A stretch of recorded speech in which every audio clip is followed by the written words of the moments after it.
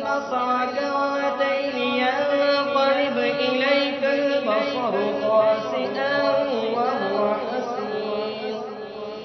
ولقد زينا السماء الدنيا بمصابيح وجعلناها رجوما للشياطين وأعتدنا لهم عذاب السعير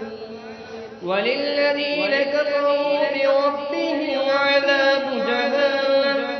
وبئس المصير إذا ألقوا فيها سمعوا لها شهيقا وهي تفور تكاد تميز من الغيظ كلما ألقي فيها فوج سألهم خزنتها ألم يأتكم نذير قالوا بلى قد جاءنا نذير فكذبنا وقلنا ما نزل الله من شيء إن أنتم إلا في ضلال كبير وقالوا لو كنا نسمع أو نعقل ما كنا في أصحاب السعير فاعترفوا بذنبهم فسحقا لأصحاب السعير إن الذين يخشون ربهم بالغيب لهم مغفرة وأجر كبير وأسروا قولكم أو اجهروا به إنه عليم بذات الصدور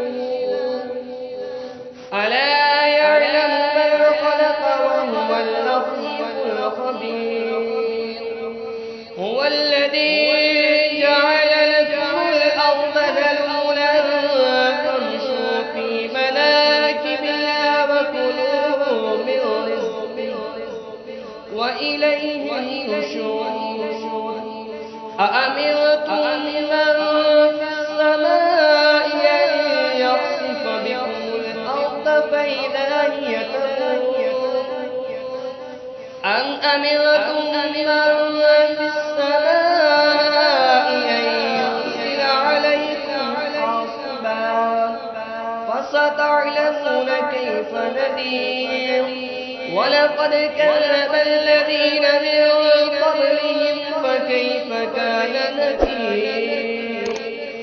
أولم يروا إلى الطير فوقهم صافات ويقبضن ما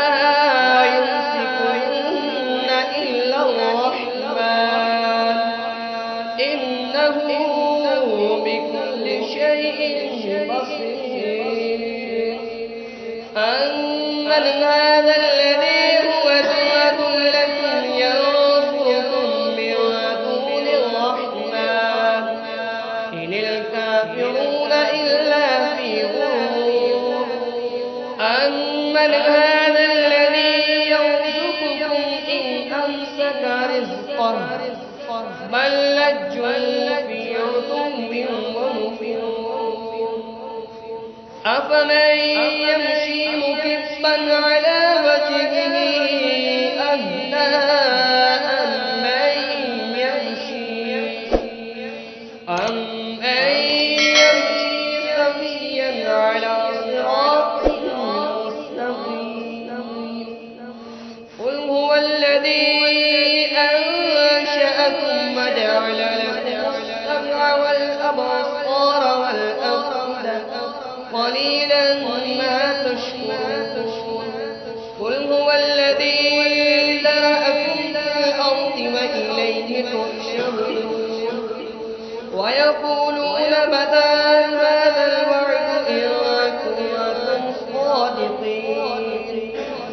قل إنما العلم عند الله فإنما أنا نذير مبين فلما رأوه زلفة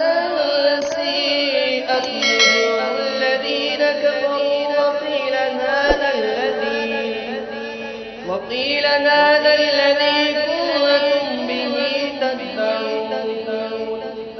قل أرأيتم إن أهلكني الله ومن معي أو رحمنا فمن يجير الكافرين من عذاب أليم قل هو الرحمن آمنا به وعليه توكلنا فستعلمون من هو في ضلال مبين قل أرأيتم إن أصبح ماؤكم غورا فمن